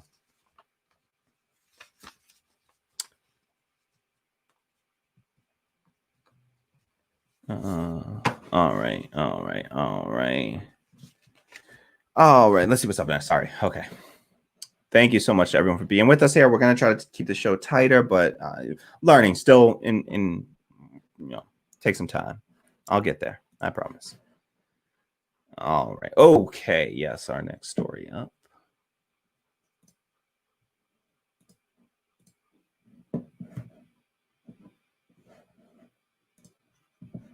All right, I should. Okay, for our next story, this is actually a really interesting story here, really messed up story, but interesting story that was brought to our attention from one of our Patreon, one of our members of our Discord community. So if you sign up as a Patreon supporter for $5 or more on Patreon, patreon.com/radical democracy. If you sign up for $5 or more, then you'll get an invite link to our Discord server where you can chat with us and members of the community, other members of the community. Also, you can make suggestions about the show, including news stories that you'd like to see covered on the show. And if they, rise to, the level of something that we deem something that the kind of news that we want to cover here on the show, then we definitely will cover it. We are trying to incorporate those community, recommended stories as much as possible. And so please join our Patreon community for $5 or more a month. Patreon.com/radical democracy. Links in the description box below, and help us out in that way. And you'll get access to the Discord server where you can recommend stories as well for us. So this next story was recommended to us by Patreon community member and Discord server member Brian Dew, known as BDEcon in the Discord server. So shout out to Brian Dew for bringing this story to our attention. Honestly, I researched the story, and it's literally the only, it's not being mentioned so far. So we're covering here because I think it's something that deserves to be mentioned. I'm not an investigative journalist. I can only base my own news coverage off of the work of actual investigative journalists, actual journalists out there doing that, like on the ground work and stuff. So shout out to all the folks that do that work. But this story it's not getting picked up in the mainstream media in any way. It's only been reported in one outlet that we have here. And so I wanted to dig deeper to try to confirm more of the details of the story, but I wasn't able to myself. And so this is the one place that this is being reported, and I don't see it being mentioned anywhere else. So, happy to bring some attention to it here on the show. All right, let's take a look at this article from the Citizen's Voice. James Halpin, staff writer there, published this article on September 26th. And this is Janine Manta here. And this is a story about a substitute teacher is facing a felony welfare fraud charge alleging she lied about her income in order to collect medical assistance benefits to which she was not entitled. Janine Manta, 40, of Wyoming, is accused of collecting $5,526 in benefits she was not qualified to receive. According to a complaint filed by the State Office of State Inspector General, Manta, who was married last year and now goes by Janine Soupy, completed a benefits review in August 2018, reporting she lived with her child and was a substitute teacher who had been working as much during the summer. Who hadn't been working as much during the summer. In September 2018, the case record was updated with additional information, including Manta's income verification, the complaint says. Based on the information Manta provided, caseworkers determined she qualified for medical assistance. In May 2019, the Luzerne County Assistance Office got word that Manta started working at Bear Creek Charter School and for the Wilkes-Barre Area School District, according to the complaint. An agent contacted the schools, which provided records showing Bear Creek paid Manta from September 21st, 2018 through December 7th, 2018, and that Wilkes-Barre area began paying her November 27th, 2018. The complaint says Manta's income was in excess of federal poverty income guidelines and that she did not qualify for the $5,526 in medical assistance benefits she received from October 2018 through May 2019. The charge alleges Manta failed to report her income as required.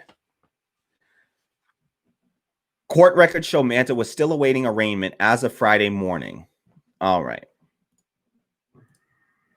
So what we have here is a story about a substitute teacher, mind you. Let me just get my notes. Sorry, I need to find my notes on this. I apologize. I am a mess ever since Simba came over. I done lost. Did Simba steal my notes or something?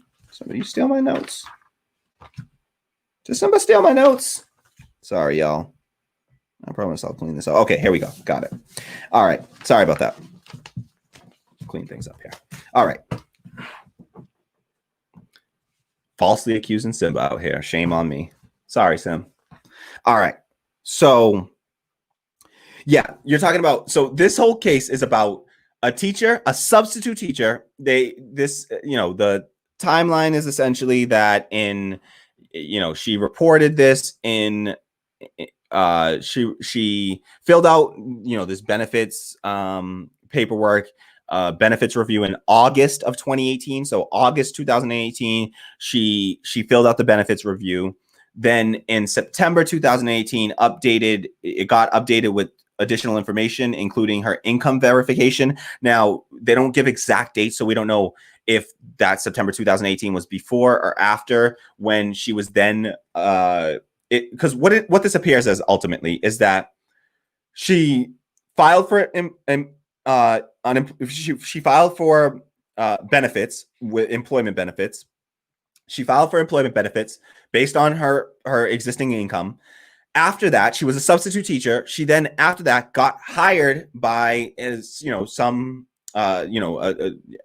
couple of schools. She started working at. She got hired by these two schools, and she began working there in September. So it appears that after she filled out all definitely after she filled out the initial benefits review, she then got a job and her income changed. She didn't, remember to update her income with her new income now.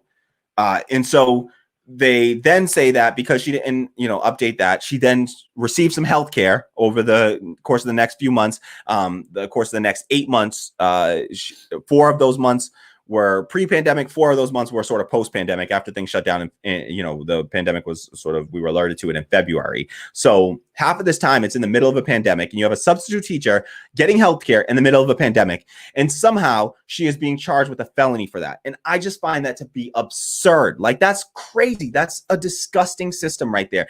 This is what we think is humane. This is a moral system here where we charge a substitute teacher for getting healthcare, and that's criminal. It's criminal to get healthcare for anyone. Like, how could that ever be criminal? Let's just make one obvious statement, which is that under a Medicare for all system or a universal healthcare system, nothing like this could ever happen, right? Nothing like this could ever happen if we had a sane Medicare for all system. But unfortunately, we just don't. We don't in this country. We don't have that. And so we instead, we have a private employer-based healthcare system where it's convoluted and this complex, complicated system that you have to navigate. And because she doesn't navigate that complicated system properly, she's somehow charged with a felony. Seriously? Like, not these people that cause people to die. These health insurance companies cause people to die by denying them health insurance.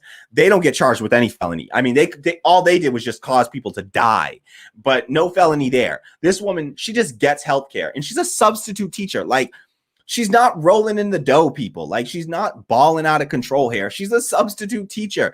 She's broke. I'm just going to go out on a limb and say she's broke. All right. She's broke, and she got healthcare. A broke person got healthcare, and somehow we're out here charging her with welfare fraud, with fraud, and a felony at that. And I got to be real. I don't know that this story would have even gotten covered, would have even gotten the tiny little minute bit of attention that it got if it wasn't a white woman that this happened to. Like, I don't know if this story gets covered in the same way. Let me just be real. So that's just my thoughts though there.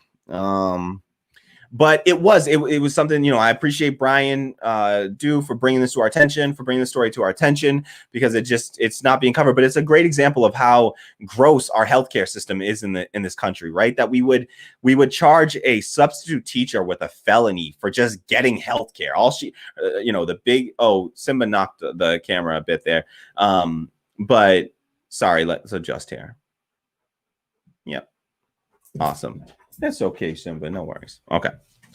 So told you it's going to be a weird stream here today.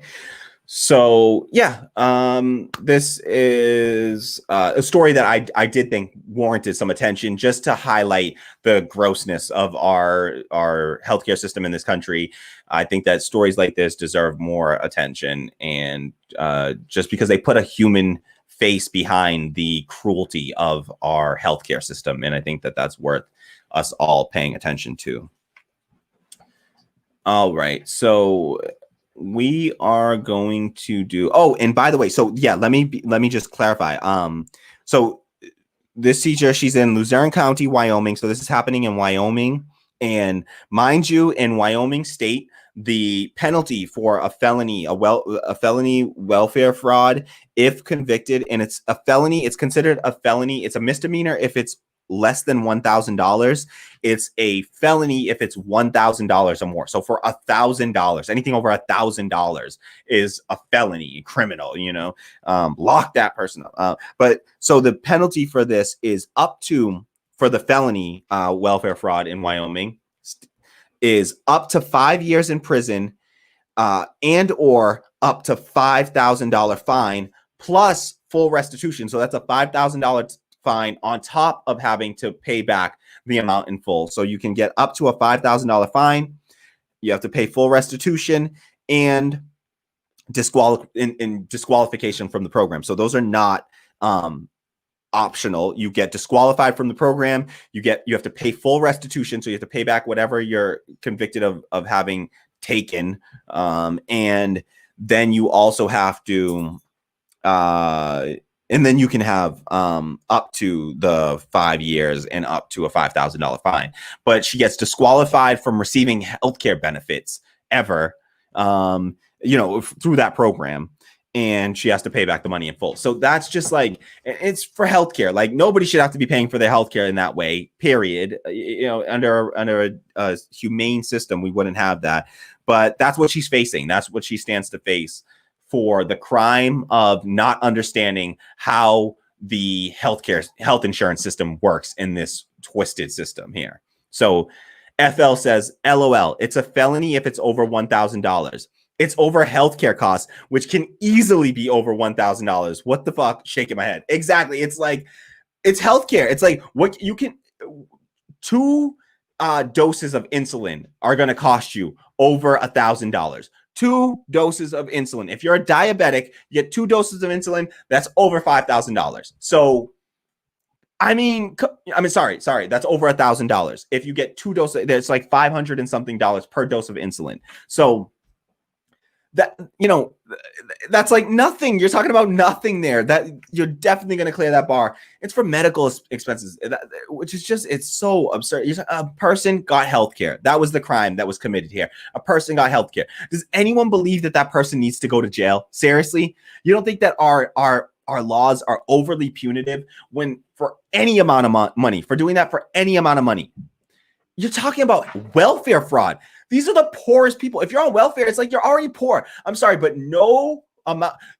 So we just saw Donald Trump cheat his taxes. The president of the United States is a tax cheat. He is defrauding the United States government. He is defrauding them by, he paid $750 when he was, the year that he became president of the United States, when he in 2017 and 2016, both of those years he paid $750 in taxes. In other years he paid zero. In 11 of the 18 years they reviewed, he paid zero. The guy is a straight up tax cheat. He is defrauding the system. He's using, there's a $73 million loss that he claimed that is currently being audited by the IRS. $73 million of defrauding by the president of the United States. Nobody's talking about jail time for Donald Trump for what he did. But for this poor woman, a substitute teacher, working class person, substitute teacher, over $5,000 of getting healthcare for healthcare that she needed. That is enough that you think that person should even have the threat of jail, should even face the possibility of jail. If you think that's a demented system right there. It's cruel. That's cruel. These are I mean, it's welfare fraud. You're talking about people that are going to be on, that are going to be the kinds of people that can even, you know, come close to getting welfare. It's usually about, it's like, oh, she was qualifying for it. She qualified for that program initially based on our previous thing. All of a sudden she gets a substitute teaching job. It's a substitute teaching job. It's like one of the most like unstable jobs to exist that we have, right? It's so precarious of a job. And that person is expected to, she gets a job as a substitute teacher. Now she's expected to pay $5,000 out of pocket for her own health care. Are you kidding me? That's absurd. Yeah, this was just totally gross. Sorry about the camera, y'all. My Simba keeps playing with the camera over here. Tammy, do you think you can adjust a little again? He's sorry about that, y'all. Simba's getting curious about the camera. He's a curious doggo. All right, good boy, Simba. Okay. All right. So yeah, that was terrible, and just something that I wanted to make sure that we covered here. So thank you to Brian Dew, Patreon member, for bringing that to our attention. It was an absurd story, blew my mind. I just couldn't believe that. I tried to confirm it with some other other outlets, other news outlets, but unfortunately it's not being covered because it's a small story about us, just a substitute teacher. Who cares about working class people? But understand that this could be you or I. This could be any one of us making a mistake on filing for benefits that should just be universal benefits anyways. Why? Just think, like, in a sane society, this has 0% chance of occurring. You give universal health care, free at the point of service, never comes, like, no Canadian is, tell this to a Canadian, their brain will explode. Like, they can't imagine this because it's just is impossible. It is impossible in a civil society. It's not possible, but that's not what we have here, unfortunately. So here we are, charging substitute teachers with felonies over healthcare. Gross. All right. So let's keep forging ahead here. You know what? Honestly, it's a bit of a quieter stream tonight, and we've gotten through a lot of stories here. We've gotten through quite a few stories.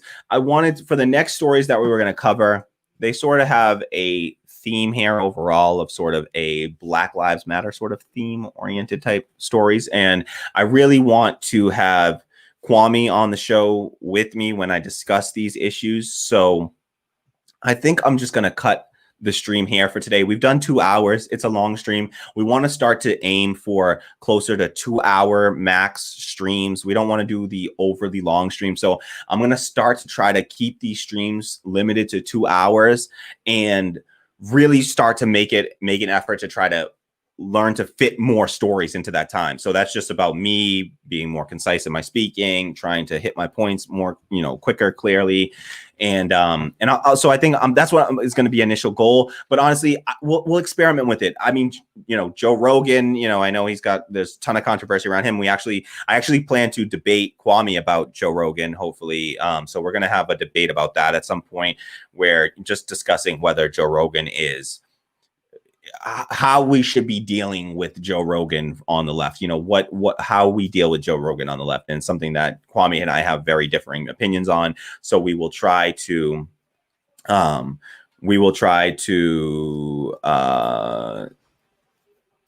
1 second. Yeah, Tammy says we covered like 5 topics today. So, that's a pretty solid show there. And like, I want to be doing a fewer topics, a little bit more deeper, dive into them and spend enough time with each topic. But and that way we spread out. We'll do, not force it so that we're doing 4-hour shows one day and then no show the next day. Try to do like 2-hour shows. Like, the goal would be ultimately Monday through Friday to have a 2-hour show Monday through Friday eventually. And that would be the ultimate goal.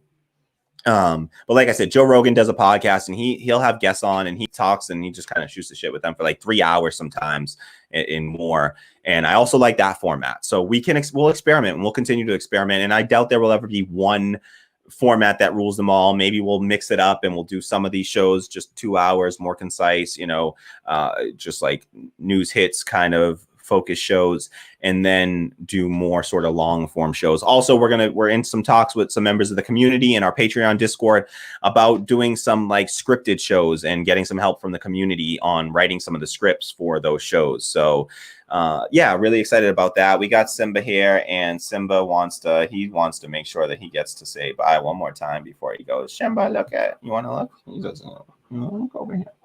Oh, look at that face. Look at that face. Oh, look at that face. Oh, he's so handsome. He's such a handsome boy. He's such a handsome. I love you. I love you. Yeah, he's such a good boy. Oh, dogs are amazing. Dogs are amazing, y'all. And this dog is super amazing. Cats are good too. Tammy's out here standing for the cats out here. She says cats need love too. Cats are good too. Tammy has an amazing cat, Sesame. There's a very awesome, beautiful cat. Like seriously, that's it's like my favorite cat. Looks wise, he's kind of mean to me, but that's a story for a different day. I'm getting the finger here from Tammy. So all right. So look at this good boy here. X says good work. Thank you so much, X. Right back at you on that logo, X. Good work to you. Okay, so we are going to sign off here, I think. Just another shout out, you know, big thank you to X on the logo work. Thank you so much for that work, X.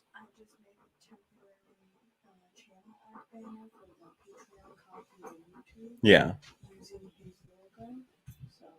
All right. Yeah. And we're going to, Tammy's just noted that she's going to be, you know, she's putting together, she put together like temporary banners for the Patreon, YouTube channel, coffee, with using X's logo. So so hopefully we'll get some updated versions with that new logo on those banners soon too, just to keep the brand consistent. We're gonna have to redesign our thumbnails. We'll have to do new style of thumbnails. We're not gonna change the existing thumbnails. The thumbnails will stay the same for the ones that already exist, but on moving forward, we'll update our thumbnails so that they have you know, the new logo, use the new logo. So we'll get that going, and we'll work on that, and probably by, you know, sometime next week or something, we'll have figured out like new thumbnails and stuff. So Brian Dew, shout out to Brian Dew. Thank you for that story, Brian.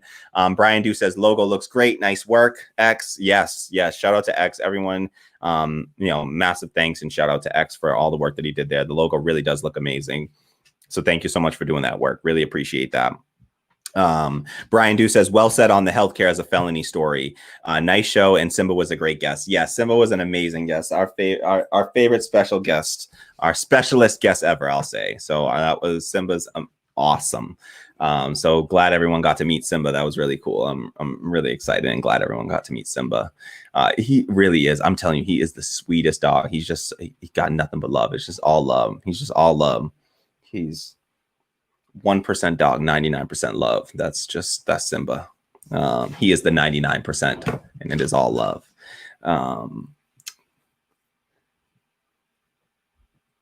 Oh, there goes Sesame. There's Tammy she would not allow that to continue. She made sure. So no, that's awesome. Here, y'all get the full view. I'm getting me off screen there so you can get the beautiful. That's Sesame there. So that's Tammy's cat. We got to do, if everybody should send some we'll do something in the Discord where we'll get some pictures of everyone's like pets, and we'll do like okay, I think Tammy says she thinks Mark has a dog, Mark McKeever. So we got to do something in the Patreon. I'm sorry, in the Discord server where we'll do some. We'll definitely do some cat and dog.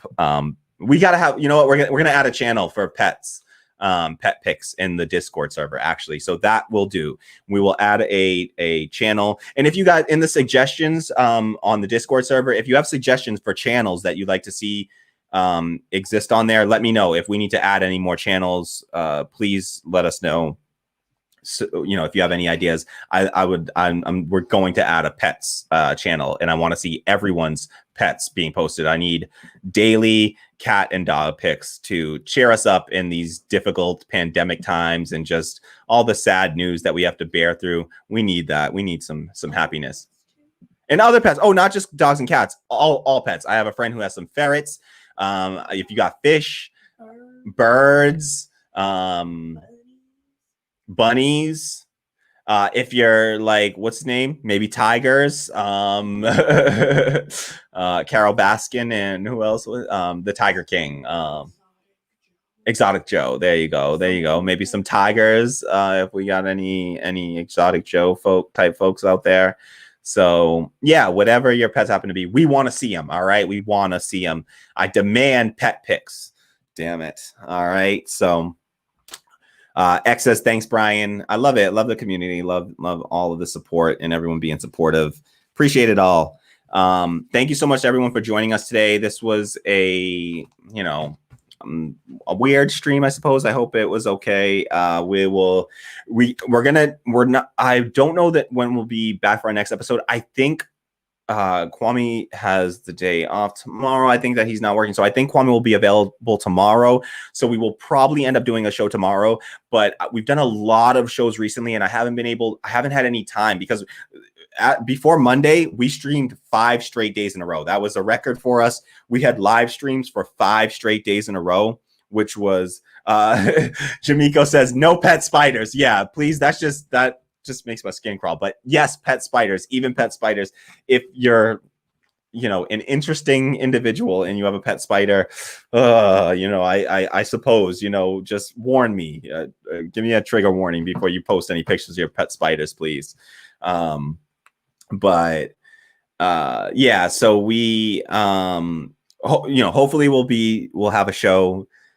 I think we'll have a show tomorrow. I have a lot of stories that we didn't get to cover tonight, so I'm hoping to get to those tomorrow. So we'll definitely do Friday latest. We'll just work around Kwame's schedule. I want to have Kwame on to discuss those. So we'll coordinate with Kwame. We'll get Kwame on the show to talk about those. Maybe we can do our Joe Rogan debate, which is going to be a fiery debate. I promise you that. We've already started to argue amongst ourselves about it. And so we definitely hold some fairly strong positions on it. And I think it would be an interesting debate. And I'd love to hear where the rest of the community comes down on that.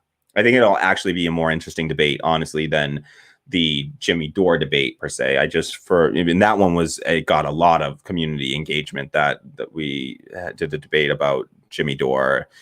And yeah, so we'll have Kwame on the show. We'll do another episode, I think, tomorrow. But we did 5 live streams straight, before Monday. Now we're doing, we did one yesterday. We did one today. We'll probably do one tomorrow. So we're really picking up on the live streams. But I need to have time to edit the videos and also release clips of the videos. It takes a long time. It is a lot of work. It is a lot of work to do the video editing. So you have to bear with us. I need some time in order to do that. Right now, we can't pay anyone to do that. Tammy's going to learn some of it so that she can help me out. But right now I'm doing all the video editing right now. So it's just, I can't both do a live stream and edit a bunch of video in the same day. It's really slow going right now. I'm still learning. So, and it's just a lot to do the research to do, sometimes I can edit and do a live stream in the same day, but it's also hard. You got to do research for the live streams and research for the news stories, between the researching, the presenting the stories, and then clipping and editing the videos and launching those. It's a lot of work. That's why we need more help. We need more support. Eventually we'll grow the channel enough to pay Tammy properly so that she can make this her full-time job. And, oh yeah, Tammy wants to be a social worker, but she can do. We'll have a whole episode. We'll have a whole show. We'll have a whole segment of Tammy, the social worker, just doing social work here, and it'll be dope. No, we'll have to let Tammy free, and she deserves to do what she wants. I want everyone to do what they want to in life, and so we support that. So whenever Tammy's ready to whenever she's has to move on, we will support her in her moving on, but hopefully she will have equity, some sort of equity stake in this thing as like somebody that worked for it and deserves to be paid for all the labor that she's done for this show. So but we will, that means that if we want Tammy to be free and to allow Tammy to go and do what she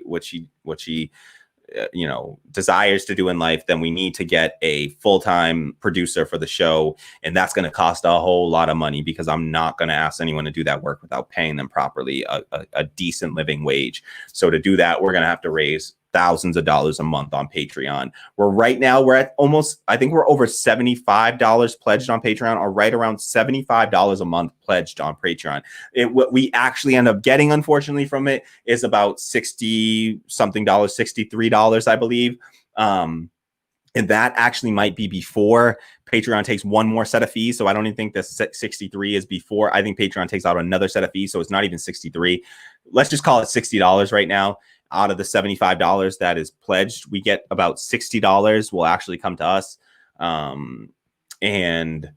But we need to get to the point of like essentially a few thousand to be real. It has to be thousands, and that'll take some time, and we'll just grow the show. We'll work on it. We'll grow it over time. Don't feel, burdened by it in any way. If you're supporting in any way, shape, or form, even if it's not financially, we appreciate it and we understand. We just have to grow the channel. The more people that find out about us, we are confident that the more people that learn that we exist, the more support we will get. People literally just don't know that we're out here. They just don't know that we exist yet. And we need your help to help, get the word out. So I'm going to wrap things here. Please like, subscribe, share that video out to help us grow the channel, to help get new people. That's the only way we get new people in here. And we need new people in order to get new supporters, new backers for the show. So we do need that. We need to grow. That's our new mission. Before our mission, we were we are still focused. We have to secure the monetization on YouTube. That is one of our top, that's like our number one priority right now. Get to the point of monetization on YouTube.